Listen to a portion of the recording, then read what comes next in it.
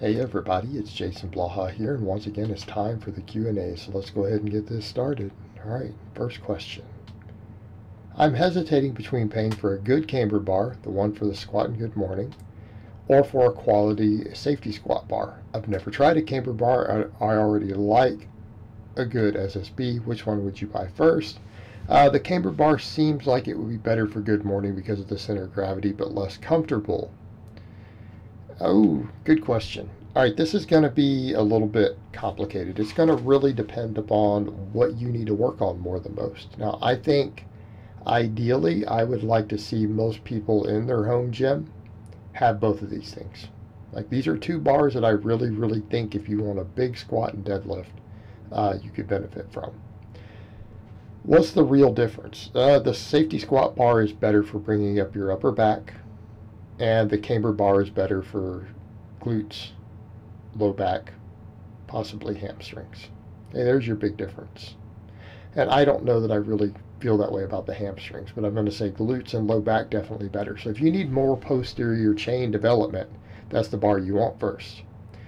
If you need more upper back, the safety squat bar is the one you're going to want first. And as far as some of the other points, I'm going to say probably as far as safety squat bars go, there's only 3 brands that are workable. I realistically at this point simply cannot recommend any other brands, and that's going to be Elite FTS, the Titan clone of it, which is what I have, or the Rogue. Like, I just realistically cannot recommend any others because there's some really bad safety squat bars out there. I have one made by actually a good company that makes a great buffalo bar. The safety squat bar's trash. When we come over to the cambered bar, I've been really happy with my Titan. And some people say, Jason, why do you have several of these Titan bars? Why do you have a Titan Reverse Hyper? Because they're just as good for my purposes as other brands, and they're cost effective. I have Rogue bar. I have 3 Rogue, actually 4 Rogue bars. Okay, I have a Texas deadlift bar. I'm not willing to spend good money on bars. But a lot of the bars that Titan makes are just as good. Now, as far as the cambered bar, the rackable cambered bar is what these are called, it's way more comfortable. No. When we talk about it being good for good mornings, it's not better for good mornings due to the swing. It's better due to the comfort. Number one, your hands are down by your sides. Okay? There is no shoulder strain. Number 2, that big round bar, I keep mine still in roughly a high bar type position. Keep it on the traps. I mean, not up on the top, but on the back of the traps. That big round bar with no padding actually disperses the pressure really well across your traps. It's actually more comfortable. So the cambered bar is probably one of the most comfortable bars you could possibly use for a squat or for a good morning. So it's kind of funny you put less comfortable. No, it's the most comfortable bar you'll do either lift with ever in your entire life. Hands down. But as far as which one you need to get, it's going to depend on where your weaknesses are. That's the one you're going to want first. Long term, I'd recommend you get both, though. They're both phenomenal bars. They both have their place. Of course, you guys know I have a love-hate relationship with the safety squat bar, but I still use it. All right, next question. On a conjugate program, if calorie intake is in surplus and squats and deadlift PRs are moving up every week except for bench, which is actually going down, what should I do to fix it and get back to making progress? Failing off the chest, thanks. I think this one's pretty obvious what you need to do to fix it. But before we hop over to the fixing it, let me ask you one thing. Are you doing an upper day before your lower, or you have them reversed? Here's been my experience with conjugate type training. If you have your lower day and then an upper day the next day, you're going to make less progress on upper body lifts, period. And I know this from experience. I know it from watching clients. I don't let my clients do it that way either. We always go upper, lower. Upper, lower.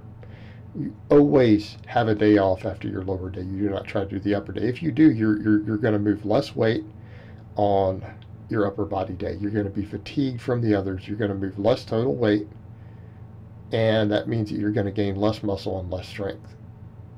right?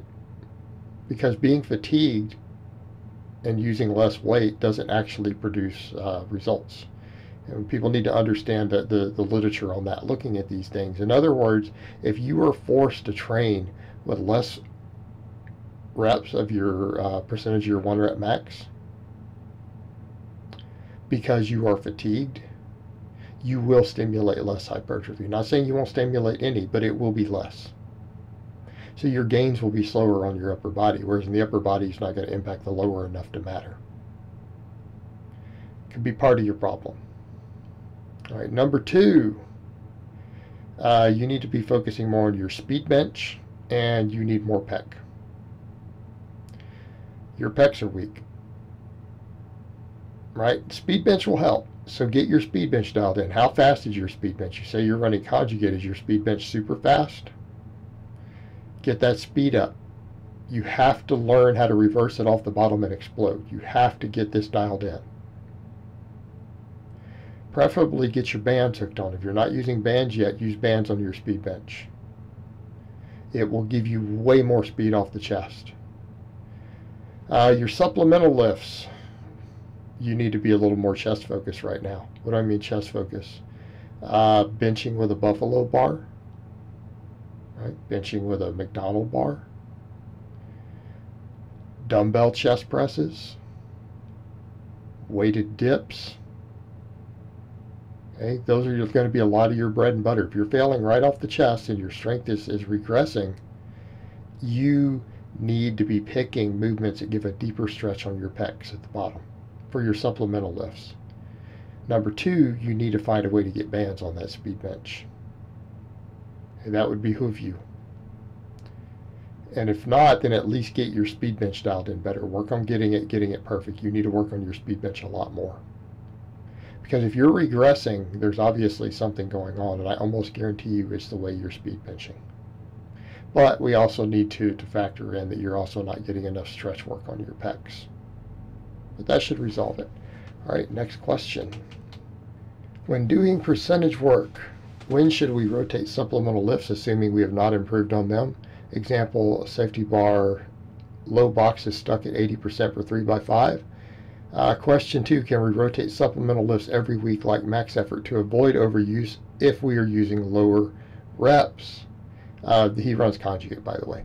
So, well, if you're not improving at the 80%, well, what do you mean? 3x5 for 80% should be about 3x5. If you can do more than 3x5, it's not 80%.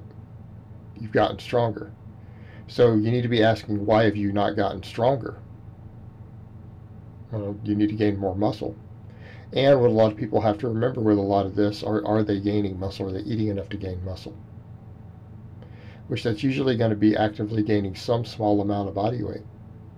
Unless you're successfully recomping, which isn't always easy to pull off, it's just going to be slower, you're going to have to see some small changes in scale weight. Right? Unless you're at a pretty high body fat, in which case recomping is easy. So you've got to get stronger. Now, can you rotate them around if they're stalling? Sure. As long as you know percentages to work off of, you know what you're doing with all of it, you can rotate these around as often as you like.